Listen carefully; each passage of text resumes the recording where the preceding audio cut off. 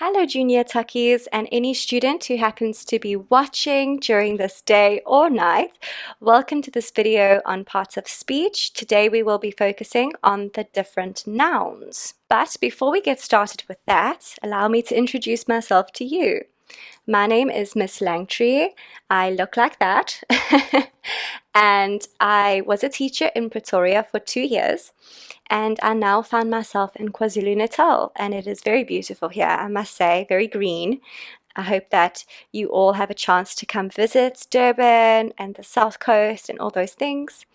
And yes, I am very honored and very grateful to be teaching you today. If you have any questions for me, really please don't be shy. You can just pop them in the comment section under this video. So, should we start from the beginning? So, what is a noun? Well, I'm sure you all remember your teacher telling you that a noun is a person, place, or thing. I can still remember that from 4th grade, and I remember it being particularly interesting that my teacher was saying that because she really hated the word thing, right? Super vague. In English, we don't enjoy that word whatsoever. However, it does help us explain what a noun is because it is the object in a sentence or the subject of a sentence. It's what is being spoken about most of the time, okay? However, it's not necessarily something that you can reach out and touch. Sometimes the thing is an intangible thing such as an emotion, but we will get into that a bit later on. So yes, this is a basic definition, but it is correct to a very large extent, okay? The noun represents the physical object or a set of objects, okay? Then we start to get more technical, but that is the essence of it, right? It can also represent a location or a state of existence, such as happiness, but it is what is being discussed. Often you can say, I am feeling the happiness of this day.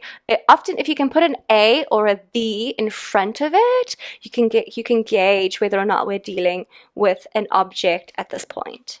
Okay. There are 4 categories which help us to identify these nouns and to help categorize them, and that is we're dealing with some common nouns, proper nouns, collective nouns, and abstract nouns. So we are going to dive into all of these different categories, and yes, let's see how that goes. Okay, so before we go into the definitions of these different nouns, I thought it would be a good idea to give you some practical examples. So I'm sure you've got a bit of visual overload when you look at this picture. I do apologize, but this is a picture chock-a-block full of common and or proper nouns. And the reason I say and or is because all of these seemingly common nouns can change to proper nouns with the drop of a hat. Okay, so let's say, for example, we go to the SPCA. Okay, we want to adopt a dog. Best day ever, right? Well, yes it is. Okay. Now, we go and we look at all the dogs and we say, gee, dogs are very common at the SPCA. We're not the brightest, so that's what we say. Okay, here's a dog, there's a dog, everywhere a dog. Dogs are very common. Okay, the word dog is common. It's an object, technically. Okay, I know it's an animal, but in the sentence, a dog is something with our 5 senses we can engage with. Okay, and so we decide, all right, we want to adopt this one. Good choice. Very good choice, okay? And we ask you, what would you like to name this dog? And you say, well, I'd love to hear in your comments what you would call him. But you say you want to name her Lucy. Okay. Do you see how this is now the specific name for the specific dog, for the specific object, if you may? Okay, suddenly the word dog, okay, the dog is a common noun, but suddenly we're dealing with a proper noun, okay, because that is a specific name for that noun. Okay. Behind us, this dog is relaxing on a rock, okay? And where is this dog relaxing on a rock? Well, it looks like the ocean, okay? Oceans are another thing that we have many of. We are so lucky and we must protect them. But that's a lecture for another day. Okay, so we deal with lots of oceans and lots of seas in the world. There's lots of them, all right? But because I see a very particular type of mountain over here, I can safely assume that we are dealing with the Atlantic Ocean. And suddenly, we are now dealing with a proper noun. Okay, capitalized first letter, capitalized first letter. Table Mountain behind us. Did you notice that? I hope that you did, my fellow South Africans. Yes, that is called Table Mountain. And again, we have many, many mountains. So the word mountain itself would be written with a lowercase letter because it's a common noun, right? But as soon as we call it Table Mountain, we are then dealing with a capital T. Okay, because that suddenly turns into a proper noun. Let's have a look at this bell tower. Okay, we have many bell towers. I believe there's one at the Union buildings. There's one at many schools even have bell towers if they're fancy enough. So they're quite common in this world. We have many bell towers, so that is a common noun. However, this one is called Big Ben. Now look at how I write Big Ben. Capital B, capital B. Big Ben. Okay, it is now a proper noun. These are all nouns because we can reach out. They are the object. We can reach out and touch them. Maybe not Big Ben. They might stop us, but we can try, okay? The idea is there. I hope that this makes sense. Okay, let us now deal with the definitions, right? If nouns are not your favorite part of speech, it's a good idea to write these down. So, a common noun is a person, place, or thing which is not specific. It's not a particular noun. Right, so a girl sat on the chair. Okay, first of all, there's a lot of girls here. I didn't actually realize. Sorry.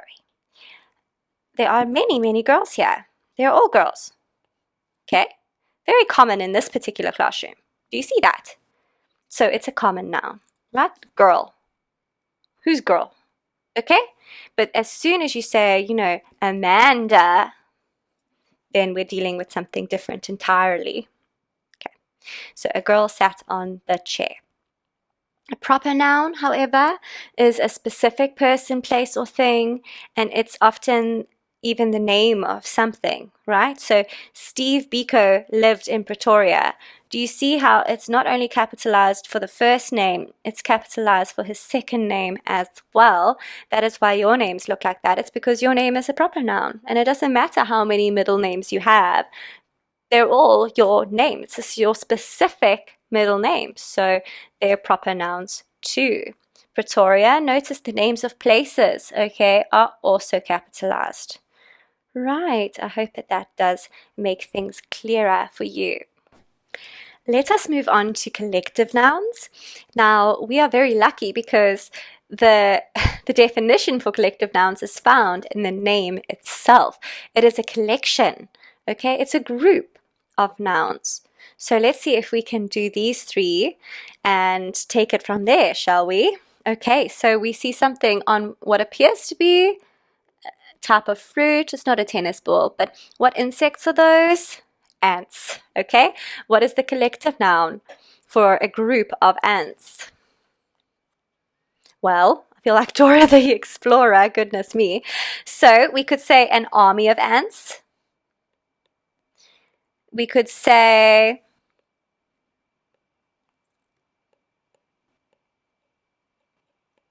that should not be capitalized. I do apologize. Can I erase it? No? Okay, sorry. We could say a nest of ants.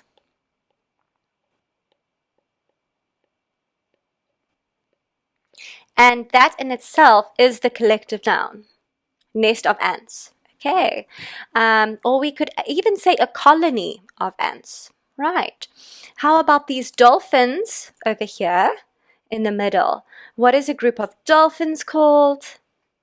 It is a pod of dolphins.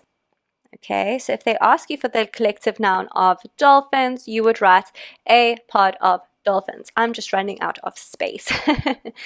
Then we have a collection of fish. And this one is interesting because it's the same collective noun for students as well. A school of fish. There are many. If your school has a booklet with these collective nouns inside, I do suggest that you study those because those would be the ones that they're testing you on. But a lot of them would be more common knowledge or more on the easier side if it isn't something that is found in your booklet. So do not panic. Okay. Now we are dealing with something that people really battle with, and if you are one of those people, please don't be distressed. It is very, very common. Okay, you are not alone. The abstract noun. Now let's quickly go back to our definition of nouns. We say it is a thing. It is a thing. Oh goodness, I'm so sorry. Let's go back. It is a thing that is being discussed or an action is happening to it. That was squeaky. That was very squeaky. Or it is an object. Right, but now we are not dealing with an object that you can tangibly touch. It is not a ball that you can put in your hands. It is not a water bottle. Okay? We are now dealing with something that's the object of the sentence, but something that we cannot physically reach out and touch. Let's take a look at the definition, right? An abstract noun is an idea, a state of mind, or a quality rather than a concrete object. Now remember that often, because it's an object, we can put a or the in front of an abstract noun, if that does help you a little bit. So let's look at this haunted house, okay? Looks very spooky. I'm just giving adjectives at this moment. Okay, so if someone says to you, I feel fear,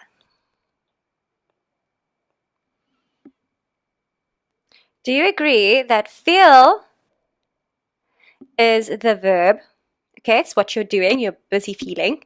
Okay, I is the subject of the sentence, and fear is actually something that's definitely the object of the sentence. It's definitely something that's in the air, but you can't quite grasp it.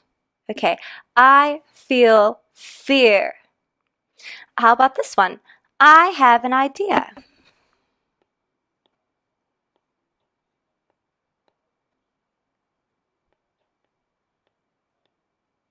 Eureka! I have an idea. Okay, again, I could have said here, for example, I feel a fear. That could maybe help you. Okay, doesn't always have a or the in front of it though. So I want you to avoid having that mindset, but maybe ask yourself, can I actually put a or the in front of this, and just kind of gauge, is this the object of the sentence? Okay, I have an idea. An idea is something up in the clouds. An idea is something that you concocted in your head. It is not something that your five senses, by five senses, by the way, I'm talking about hearing, seeing, touching, smelling, or tasting. An idea is definitely not something, but you can definitely feel an idea.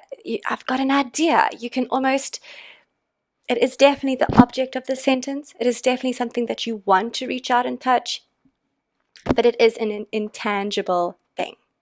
Okay. Then we've got our range of emotion. Okay. Be very careful about the range. Don't think because you see the word happy, okay, oh, it's an abstract noun because I can reach out and feel happy. No, definitely not. Okay. Happy is an adjective in this case, but happiness is an abstract noun. Okay, let's have a look here. There is a happiness in the air. There is a happiness in the air. Okay? Happiness is the part of the sentence which we're focusing on.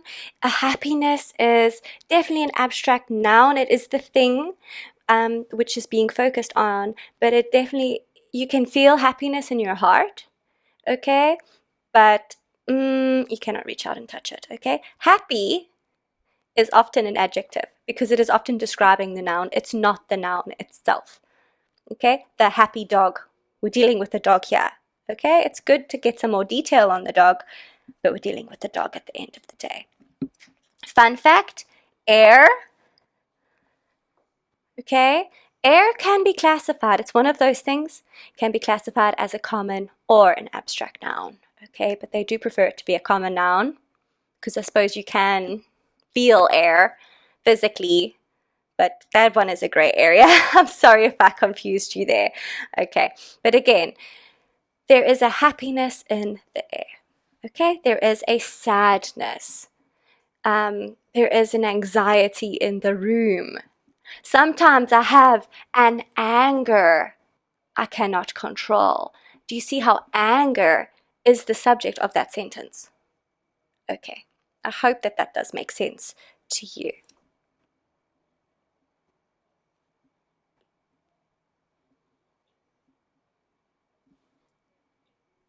Oh, goodness me, is it that time already?